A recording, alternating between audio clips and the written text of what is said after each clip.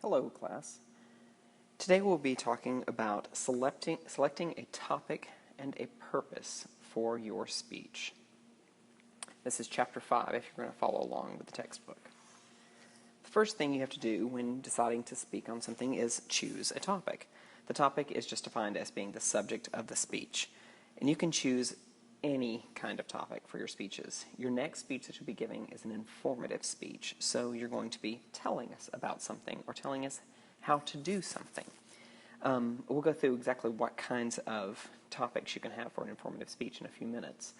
But one of the things you need to think about is, do you want to present a topic that you already know a lot about, or would you prefer to choose a topic that you would like to know more about? Either one of these can work. Most people choose to go with a topic that they already know a lot about because they don't have to do the research. They can just quickly get the speech together and deliver it. But there may be some things that you're thinking about that this would be a good opportunity to go ahead and do a little research and figure out some more information about it for yourself.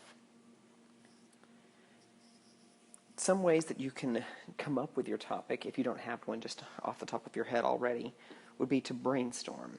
Brainstorming is just a method of generating ideas for your speech topics by free association of words and ideas. Brainstorming is very simple. You do it all the time, but there's several things that you can think about to help yourself get started in your brainstorming. First would be just to conduct a personal inventory. Start listing things that you like.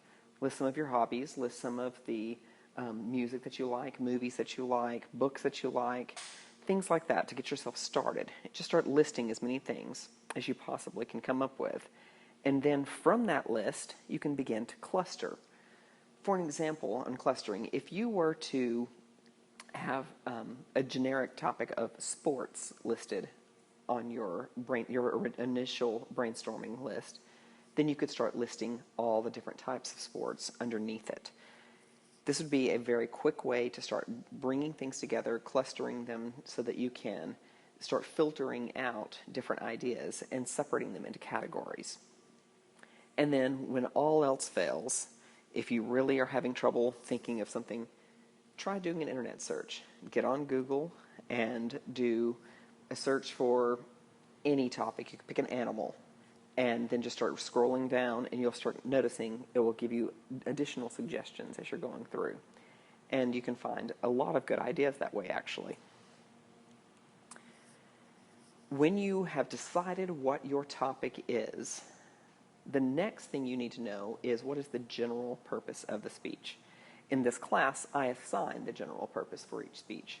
Your next speech that you'll be delivering will be an informative speech. So the general purpose will be to inform. Later on in the semester, we'll be doing a speech on persuasion. So your general purpose will be to persuade.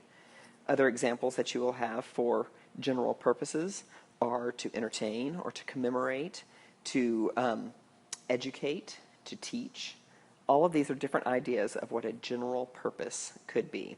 It's the broad goal of the speech. And like I said, for this class, it will be assigned each time. I'll give you a general purpose for each speech. You pick the topic, I tell you what kind of speech you need to be presenting.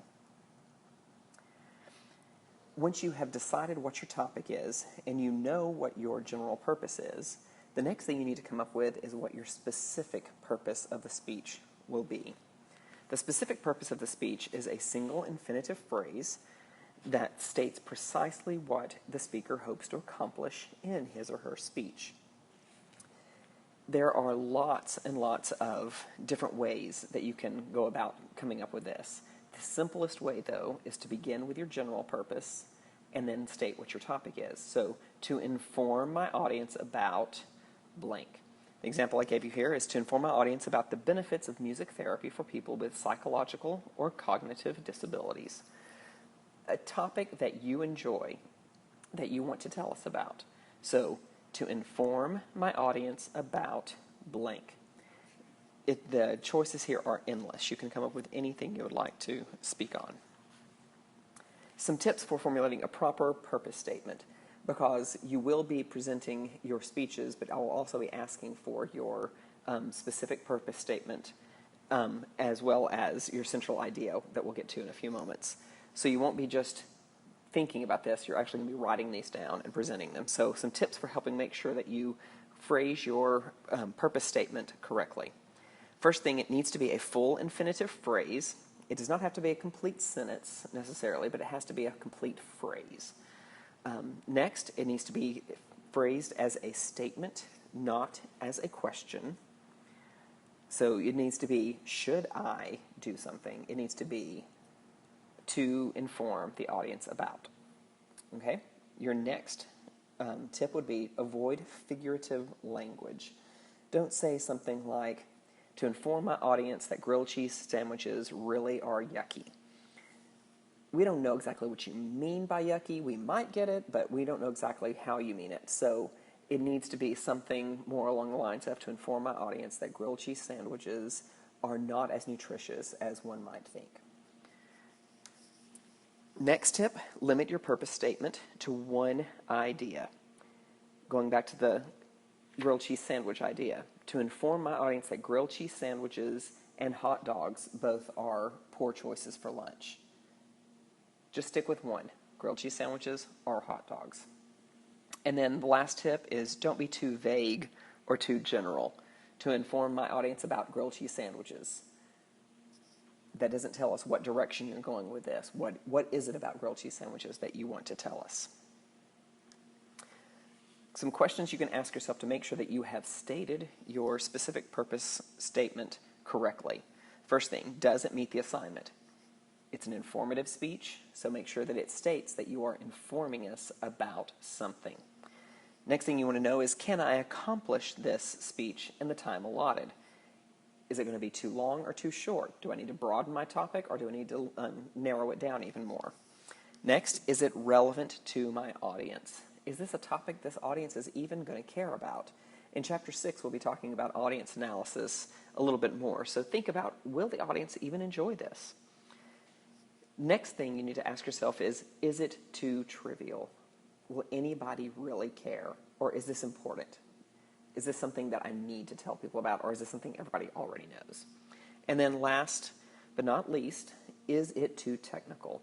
If you were doing a speech that is like a process speech, a how-to speech, is it something that we'll be able to understand from you just delivering it verbally? We will be able to see you deliver it as well, so that might help, but we need to make sure that it's not too technical, not too difficult for us to understand. Okay, once you have decided what your specific purpose is, then you will move on to formulating a central idea. I want you to think of a central idea as like an essay thesis statement. The central idea is a one-sentence statement that sums up or encapsulates the major ideas of the speech. You can kind of think of it as a residual message, what you want the audience to remember when they've forgotten everything else about the speech. Generally, this is going to be written as a thesis statement that you'll present in your introduction.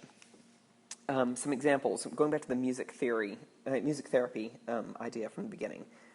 A good central idea for that speech would be, music therapy developed as a formal mode of treatment during the 17th century, utilizes a number of methods, and is explained by several theories that account for its success. If you notice in there are three specific and distinct ideas about what the central idea is going to be talking about, what the speech is going to be talking about. That music therapy was developed in the 20th century, it utilizes a number of methods, and it explained by several theories that account for its success.